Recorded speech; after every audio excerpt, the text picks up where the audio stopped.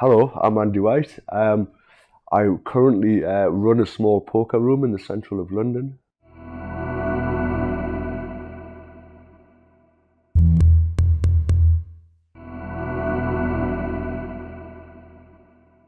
When I first started in Newcastle, um, like I say, that was 15 years ago, and then I moved to London about 10 years ago. Well, it was by accident. Everybody who joins this industry's joined by accident, you know. For me personally, I went with my best friend who he was looking for a job at the time, and he seen an advert in the local newspaper, casino jobs available. So I went along with him. Um, I didn't actually want the job. I had a job at the time, and I was quite comfortable and wanted to make a career out of what I was doing. So I went along with him just to see what casinos were like, you know, because it's a casino, it's all exciting. So I got dressed up. I put like a suit on, and I went with him. He went in for the job interview, and I just sat in reception. And the manager came out and says, "Oh, would you like to apply for the job as well?" And I went, "Well, I'm here. I may as well." So I actually went in, done the job interview, and got the job. My friend lasted about 2 or 3 years in the industry, and I've been in there ever since. And one day the guy goes, "Oh, do you fancy going in the card room?" I was like, "Yeah, why not, you know?" So I did, and I ended up doing a poker competition 15 years ago, and that's how I started in this business. I didn't even know what poker was. I had never heard of it before. I'd obviously seen variations like stud poker on the as a gaming table against the casino, so I had a rough idea of what the hands were and stuff like that, but nothing else. I was totally fresh. It was different then because it was before the days of broadband. Before internet, poker wasn't like exclusive, but there wasn't as many people playing it. You had to know of a poker club or a poker or a casino that done poker for it to be to you have for you to have played it. In Newcastle, well, it wasn't so much a big casino, but because, like I say, because there wasn't that many card rooms or poker venues before, we used to get a lot of runners. The first time we done a £50 rebuy, we got 200 runners, which, like, everyone's saying wow now, but at the time we were just gobsmacked. You know, people were coming from Scotland, from Leeds to Newcastle to play in this £50 competition, which blew our mind. You know, we didn't realise how big it was. And that, like I said, that was the day before everybody had heard of poker. You had to have had some sort of introduction to poker in the real world before you played it in a live venue. Because I worked for Stanley's at the time, which is now Genton's. I basically just transferred. I moved to London, you know, in the casino business. The old guys who were inspectors, if you like, they were always telling me stories about when they'd worked in London and the streets were paved with gold and all that sort of stuff. So it was a challenge for me. I hadn't felt I had achieved anything in this job until I'd worked in the best casinos in London. That was in the Mint. I started at the Mint. It's now, which is quite frustrating, it's now actually got a nice little card room itself. You know, at the time, they weren't interested in poker, which was a shame, you know. But now it's quite known for its poker.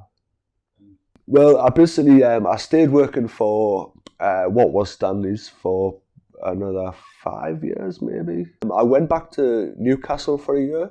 So I got a job in Aspas up there, and their card room had just basically took off. It went from having 2 cash games a night to having 300 people tournaments on a Friday and Saturday night.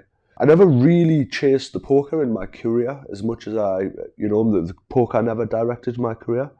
It was more opportunities and situations, yeah, you know. I never really had a mindset of, all right, I'm going to go to this casino because it's got a card room. It just sort of always turned out that I went to a casino that had a card room that got good. Now, I'm not saying I'm responsible for that, but with Aspas and especially the Empire, I was always there from the beginning, you know. So it was, I'm not saying it was me, but I did put in hard work to get these card rooms taken off as well. Yeah, I went back to Aspas for a year, and then someone called me that I used to work with and says, "Look, the Empire's going to be open." They didn't really take the poker very seriously at the Empire first. They didn't realise how successful it could be. So I went in thinking I was going to be inspecting blackjack and roulette tables all night, and then the manager called me in. He says, "Look, there's going to be a card game kicking off. Would you mind watching it? And then that was the first night the Empire opened, and ever since then it's just continued to be astronomical. At the time, there was no dedicated poker staff. We were all table game staff. We were all blackjack roulette dealers and inspectors. And there would be like on the Tuesday night, if you were working, if you could do the poker, would you mind running the poker? I mean, if you were a dealer, you could be dealing blackjack roulette. And you know how you rotate the breaks? They would send you into the card room as part of the rotation.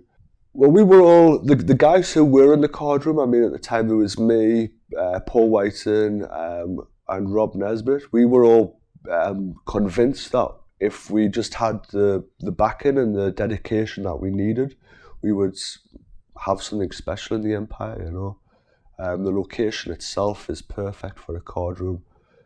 And we basically just kept on saying, please, can we just do this permanently? Can we please just... And then obviously from the first few months, maybe it's a year that it was open on a part-time basis, they started to realise that, yeah, this is actually a workable business. They started then giving us more resources and more dealers, and the guys who were running the poker weren't supposed to be doing other things, and it just sort of took off from there. We ended up getting dedicated poker dealers, and we started from one cash game and one sit and go table to, as the Empire is now, pretty much every card room that does 1-2 games, you're going to get the same, it's going to be the same game essentially, you know. However, with the Empire, the team there is superb. And that was one of the things I was quite keen to introduce when I took over the reins as being the man, you know. I wanted the chess mentality, I wanted everyone to walk in and feel at home. So basically we've tried to have the home game feel in a casino, which I think is one of the reasons why we've been so successful over the years. Meeting people, I like people, you know, I'm a people person. Meeting guys and talking to them every day is probably the highlight of my job, you know. Yeah, I would say so. Yeah, the social aspect of it is really important. It's really good. It's one of the reasons why the Empire card room's what it is because we treat it like a club more than a formal card room where you come in and it's, hi sir, how are you doing sir? Whereas you come in the Empire, it's like, how are you doing mate? Whereas some of their card rooms don't adopt that, and that's up to them I suppose, but I don't personally want to be in an environment where it's, yes sir, 3 bags full sir to everything. I'd rather be in a place where everyone feels comfortable to be there. To be honest, it's a privilege, you know, it really is. There would be a lot of people who would be really, really chuffed to have the job that I've got, you know, so I do understand that I'm very privileged in that sense. Yeah, I do take a lot of honor, like a lot of pride in what I've done, you know, like I've stood there from the humble beginnings of it just being born to what it is now. Well, when we first opened, there wasn't so much competition. When the Empire first opened, it was just essentially the Empire and the Vic. I think there was a few what we call spielers, you know, what are illegal card clubs. Now, obviously, there's a card room in virtually every casino in London, so it's a different playing field from what it was 5 years ago. But the World Series is successful in America, you know, it's the hallmark of poker competitions. So obviously we knew that if we moved it to London, it would still be the World Series, but we didn't really have that much expectations on it because it was something new. We were hoping it would just get enough runners to cover the costs and things like that. So obviously the first one was just astronomical, you know, the amount of people who participated and were interested in it. It sort of took us all a little bit by surprise. I mean, personally, definitely. I'm talking about the London poker scene. I mean, yeah. When it was here, you had, I think it was the APT, then the WSOPE, and then the WPT straight after that. Yeah. So if you're a poker player, that was amazing. You were the centre of the earth, you know, there's nowhere you'd want to be. Obviously, with that, the WSOPE moving to Paris, that sort of changes the dynamic. If you're a poker player, you come to London for the APT, you then go to France for the WSOPE, and then you come back for the WPT. So I think that's had an impact not just on the WSOPE, but also the other 2 tournaments. Yeah, I'd love for it to be back. I hope it will come back. London misses the World Series as much as the World Series misses London, you know. Texas Hold'em was just another game. It wasn't the game. You know, more people were asking for Omaha 7-card stud. Now you very, very rarely find a 7-card stud game, or an Omaha game's becoming as rare than, you know, now it's all Texas Hold'em. To me, poker was always 7-card stud when we were playing it, you know. I remember the first time I dealt Texas Hold'em, and someone like Texas Hold'em, a couple of the players were like, "You're only getting 2 cards, this game is boring, what is this all about?" But now, like I say, you'd be hard to find. I don't even think there's a 7-card stud game in London, is it? Yeah, well, poker was always just a way to get people through the doors, hoping they'd spend money on blackjack and roulette, essentially, you know. We'll run a poker tournament. The guys who win the poker tournament are going to have a few £100 in their pocket, so they can then spend it on the roulette tables. That was the whole concept of it. The only place that really didn't actually buy into that concept was probably the Vic, because they've had their card room established for however many years, probably about 40, 50 now. I think what the Empire was very good at doing was displaying that poker could be a successful business without having to rely on people dropping the money on the roulette and blackjack tables. So then obviously with the success of the Empire's card room meant virtually pretty much every other casino in London's now got poker in some form. You know, I mean, even the high-end casinos are starting to put poker tables in. Yeah, not so much a must. There's still going to be a few casinos who aren't going to have poker tables, but it's becoming a standard, really, isn't it? I mean, if you were going to now build your own casino, one of the first things you'd think of is how many poker tables can we put in the corner? I don't actually know, to be honest. I can't say myself what the change is going to be. I don't really know what the next step is. I think we're going to eventually see a move to more electronic gaming. I think the future is going to be no dealers on the tables and essentially playing online, but in a live room. I think that is going to be the next step. We did try that in Aspas when I was there. It would have been 2006. We brought in essentially non-dealered tables. So it's like you're playing online, but you're in a card room. The Gambling Commission decided they were illegal, so we had to take them out. But I think eventually that's where the industry is going to go to. In the next, say, 10 to 20 years, are the guys who are going to be brought up on social media, and the internet is now everything. You know, anything you want to do, it's online. I think that's going to be basically the way the industry is going to progress. It might not be the next 10 or 15 years, but definitely it's going to evolve into that way. I don't think it's just poker as well. I think it's casinos in general. I think that's going to be, you see more of the electronic roulette machines and blackjack machines. I think they're going to start to slowly take over the industry, which, like I say, is not necessarily a great thing for us. Well, when I first started in casinos, I think till about 2006, if you worked in a casino, you were not allowed in another casino in the UK by virtue of your gaming license. If you went into a casino and you got found out, you would lose your gaming license instantly. You know, it was one of the things. It was one of the terms and conditions of your license. You will not go into another UK casino.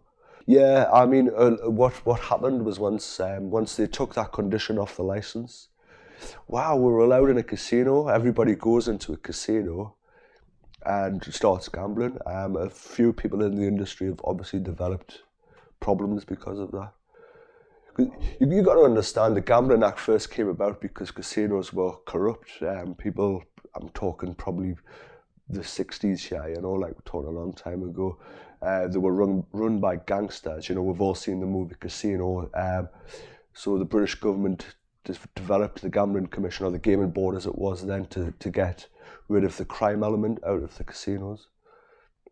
And one of the things was that, because I know this guy from working next door, if I went in, then we could be defrauding the casino. So that was the reason behind it. the gambling in the UK is quite heavily regulated. If you go into a casino, the casino is going to play by the rules. Whereas if you go to, I don't know, a Spieler in France or Italy or wherever, you know, there could be a lot of criminal elements in there. So I think the fact that the UK is so heavily regulated is a good thing for the players, because the players should have some protection. It's becoming more of a leisure activity. A lot of places now are becoming venues as opposed to a casino. So they have more emphasis on the food and beverage, on the sport, on the TV, and all those sort of other aspects than just, oh, you can gamble money in here.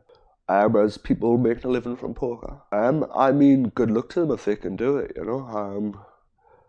I personally would like to try and have all my income coming from a poker table, because it essentially is still gambling. I know there's a big debate on whether it's a game of chance or a game of skill, but it's a gamble at the end of the day, you know. Like I say, I personally wouldn't want to eke out a living by playing poker, but some people do. I mean, all you got to do is win one major World Series and you don't have to work again for the rest of your life. But those sort of stories are few and far between, really.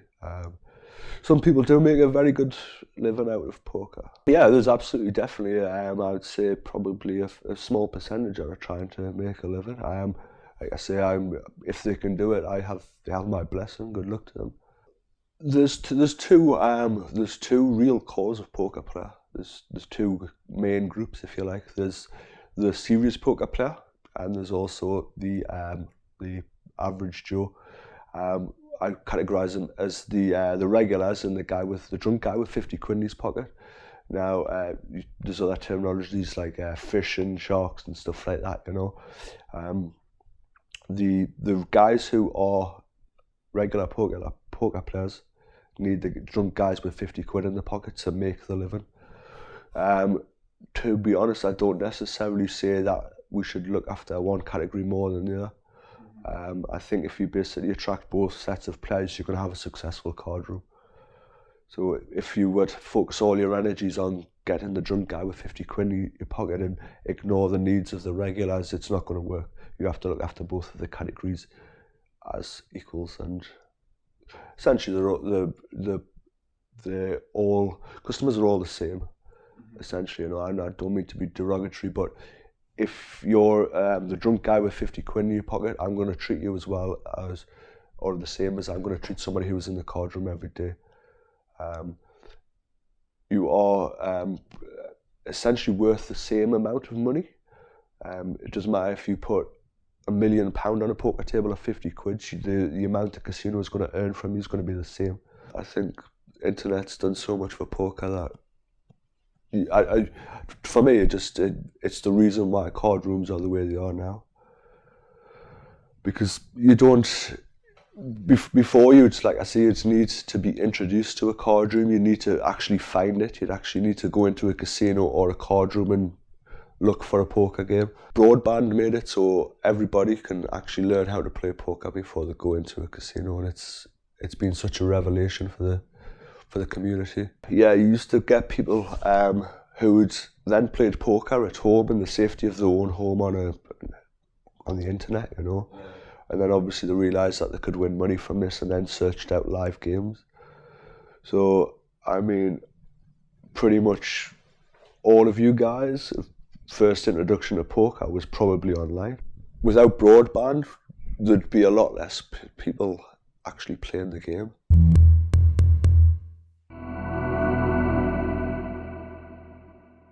I was sat in the staff room one morning, or one evening as it was, before I started my shift, and the guy who was supposed to be running the poker competition that day hadn't turned in for work. He was sick or something, so they basically says, "Oh, would you mind doing it?" Now, at the time, I was a bit, yeah, why not? You know, I'll do anything, why not? I hadn't actually had any training. I wasn't familiar with what training was or what poker was, you know. To me, I was just it was a bit of a skive, you know, because at the time you could smoke in casinos. Yeah. So to the guys who used to run the poker competition, they used to sit behind the stairwell So the bosses couldn't see you, so you could sit there and smoke and drink coffee and order sandwiches off the waitresses. And, you know, none of the bosses would ever come in and like, what you doing? So to me, it was like, yeah, I can sit there and smoke all night while I'm working. And then, so when they says, would you mind doing it? I was like, yeah, of course not. So I went down there and basically sat and smoked and ate sandwiches for the shift.